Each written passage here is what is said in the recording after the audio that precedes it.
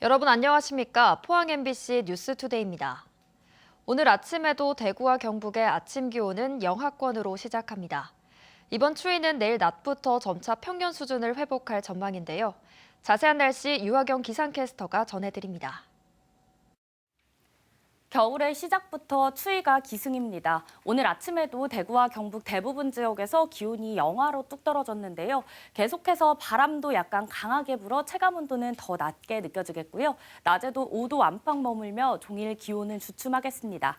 내일까지 평년보다 낮은 기온 이어지며 춥겠고요. 토요일 낮부터는 추위가 조금씩 풀리겠습니다.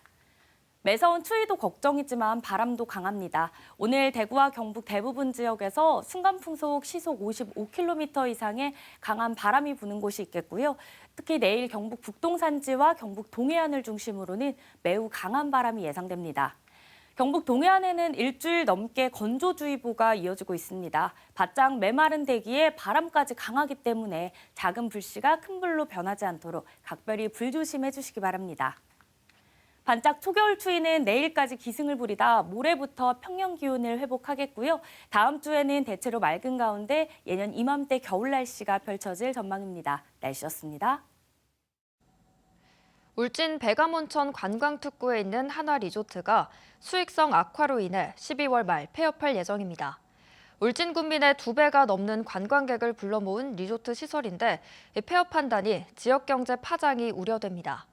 백암온천 인근 주민들은 대책 마련을 호소하고 있습니다. 김혁일 기자가 보도합니다. 울진 백암온천 관광특구에 지난 1988년 조성된 한화 리조트입니다. 백암온천을 대표하는 숙박시설로 지역 경제에 큰 버팀목 역할을 해왔는데 오는 12월 31일부로 영업을 종료할 예정입니다. 갑작스런 한화 리조트의 폐업 소식에 지역민들의 반대 목소리가 거세지고 있습니다.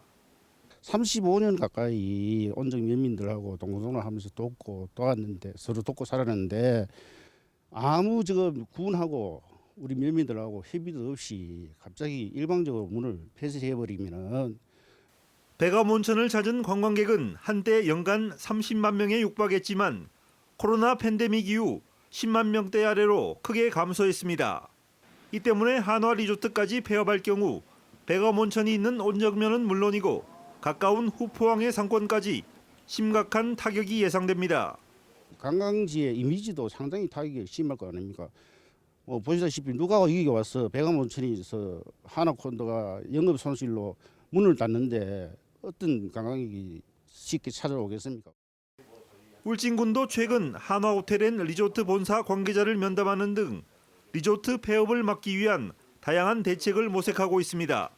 타 기업이나 이런 데 좀 정해지면 그때까지만이라도 좀 운영을 연장해주면 안 되느냐 이렇게 이제 요청을 했었는데 지금까지 하나가 보여준 사회적 책임감을 실천해주기를 바란다고 지금 요청하고.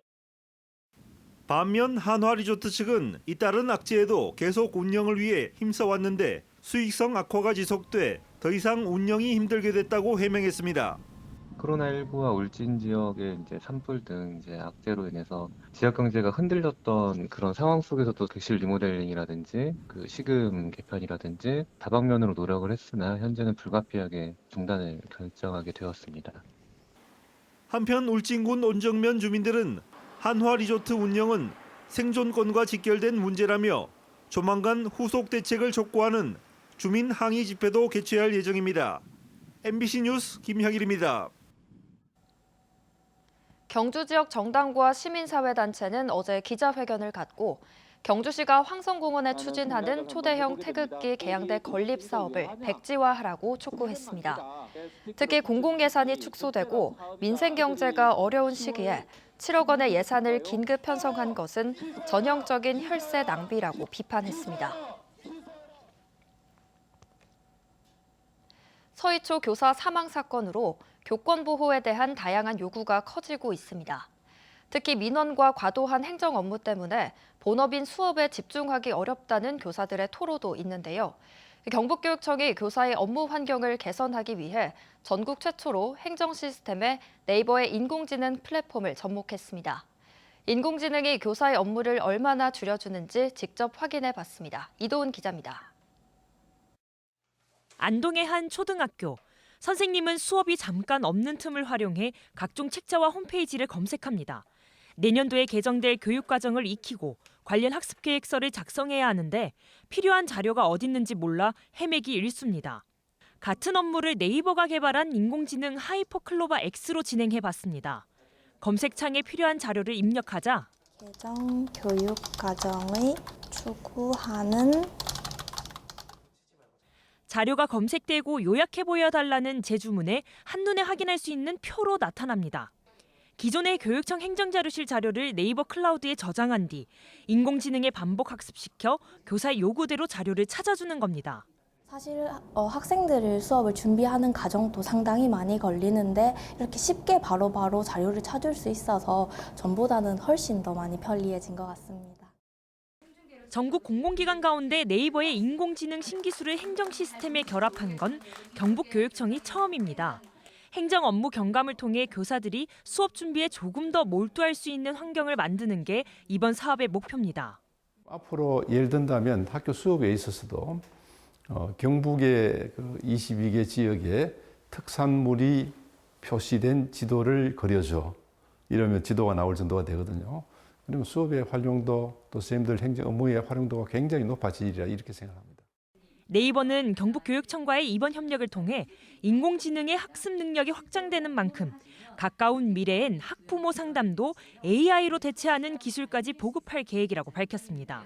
미국, 중국, 그렇고 말고는 한국밖에 없습니다. 생성형 AI 기술을 확보하고 있는 나라가. 그래서 이런 것들을 앞으로 발전시킬 수 있는 또 첫 단추 더 기반을 최근 설문조사에서 유치원, 초중등과 특수교사의 90% 이상이 행정 업무가 과다하다고 답하기도 했습니다.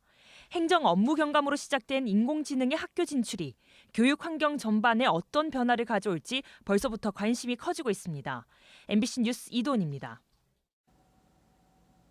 경북교육청이 오는 15일까지 고3 학생들의 정서적 안정을 위한 심리 상담을 진행합니다. 수능 시험 후 학생들이 심리적으로 어려움을 겪을 수 있어 스트레스 대처와 감정 조절을 위한 맞춤형 상담을 실시합니다. 상담 결과 고위험군 학생들은 전문기관과 연계한 상담과 치료를 병행하기로 했습니다. 지난해 의성우체국 한 직원이 우체국장으로부터 성추행과 폭언을 당했다고 호소하며 극단적인 선택을 했습니다. 당시 구속된 상태로 재판에 넘겨진 우체국장은 어제 열린 재판에서 징역 1년 6개월을 선고받았습니다.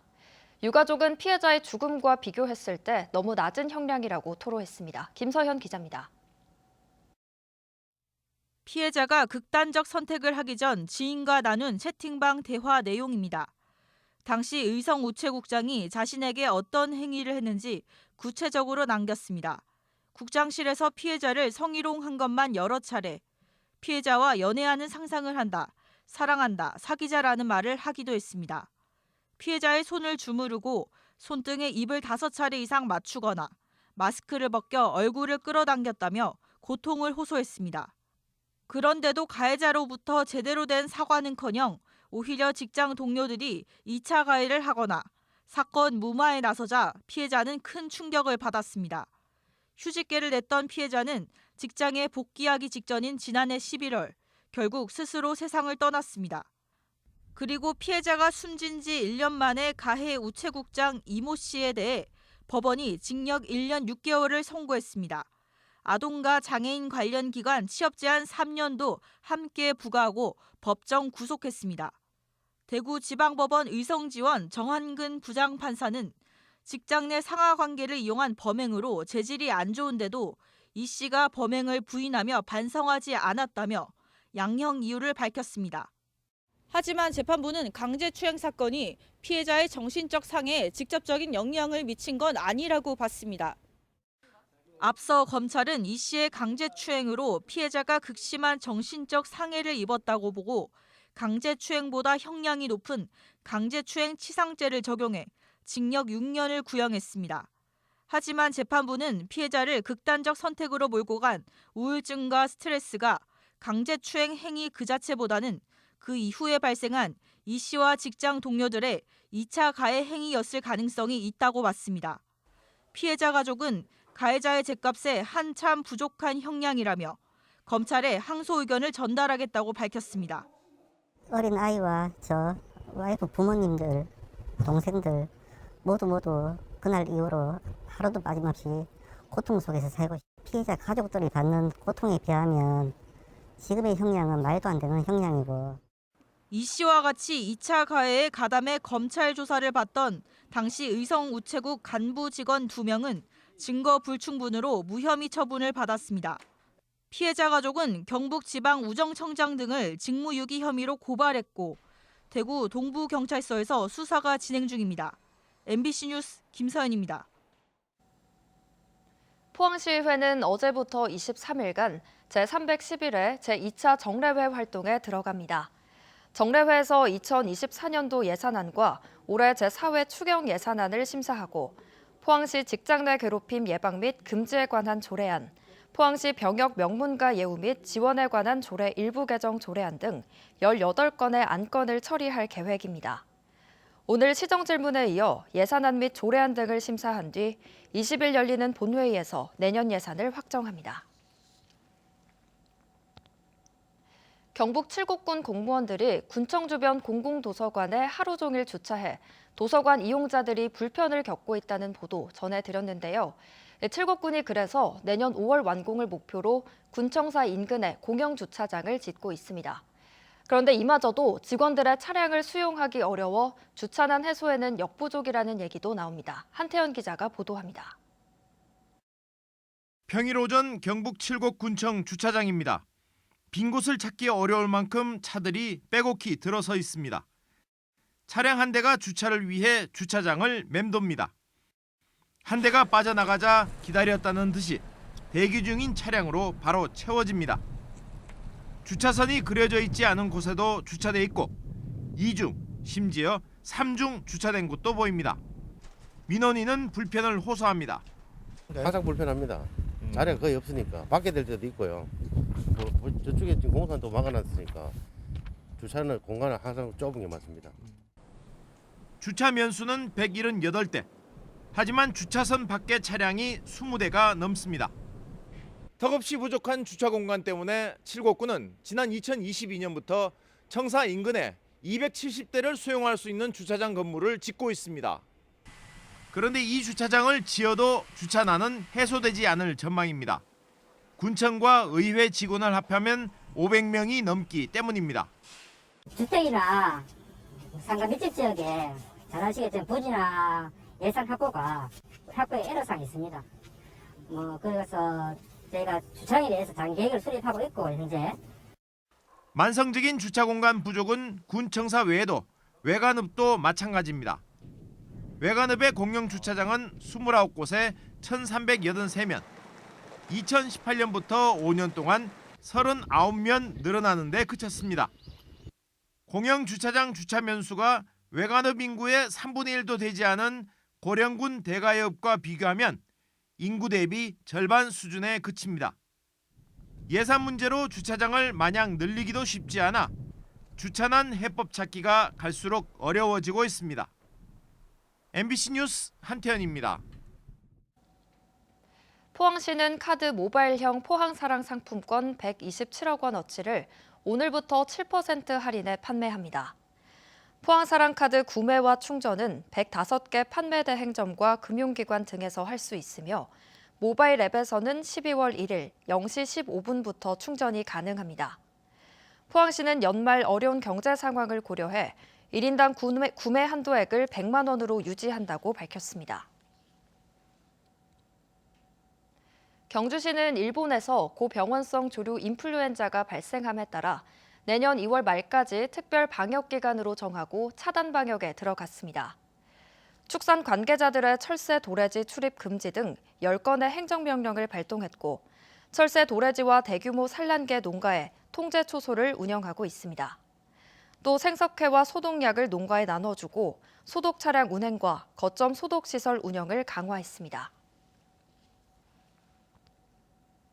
국토교통부는 경주 보문 관광단지 9.7km 구간을 자율주행 자동차 시범 운행지구로 지정했습니다. 시범지구는 자율주행차 연구 등을 위해 안전기준 일부 면제와 여객 화물운송 특례가 적용됩니다. 경주시는 내년 하반기까지 조례제정과 기반시설을 준비해 자율주행 셔틀버스를 시범 운영할 계획입니다. 코로나19 영향권에서 벗어난 지난해 다문화 혼인이 역대 최대폭으로 증가했습니다. 통계청에 따르면 지난해 다문화 혼인은 17,428건으로 1년 전보다 25.1% 늘었고 경북은 802건으로 전년보다 309건, 62.7%나 증가했습니다. 경북의 다문화 출생 비중은 4.9%로 서울과 함께 광역시도 중 8번째를 기록했습니다. 경상북도가 지역 필수 의료 강화를 위해 올해 의사충원에 30억 원을 투입해 일부 진료 과목 운영을 재개했습니다. 포항과 안동, 김천의료원 등 3곳에 응급의학과와 산부인과 등 10명의 전문의가 추가로 채용됐습니다.